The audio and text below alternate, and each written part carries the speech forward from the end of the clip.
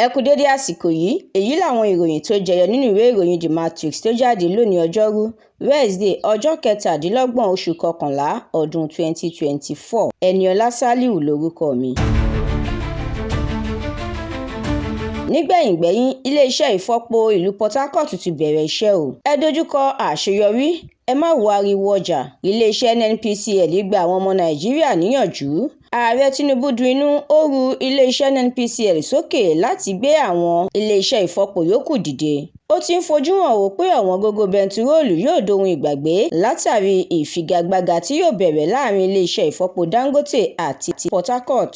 Ẹgbẹ́ òṣìṣẹ́ NLC ti sọ̀kò ọ̀rọ̀ sí àjọ National Bureau of Statistics pẹ̀lú bó ṣe ń dín àìsíṣẹ́kù lórílẹ̀‐èdè yìí. Wọ́n ní níṣe ló ń kọ nǹkan tó wù ú síta láti ṣe àwọn ọmọ Nàìjíríà lọ́kàn ni. Yàyà Bello yóò farahàn ní ilé-ẹjọ́ lónìí lórí ẹ̀sùn bílíọ̀nù lọ́nà 150 náírà tí àjọ EFCC fi kàn án. Ilé ìgbìmọ̀ aṣòfin àgbà ti gbà wípé òun ṣe àṣìṣe lórí wíwá ojútùú sí yíyọ tó yọ alága àjọ Code of Conduct Tribunal nípò.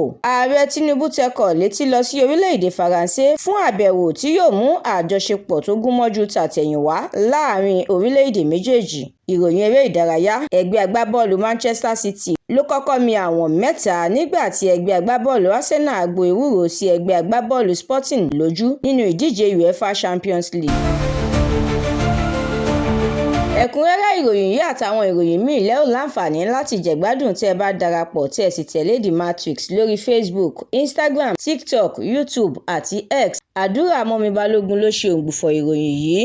Ẹniọlá Sálíù lórúkọ mi.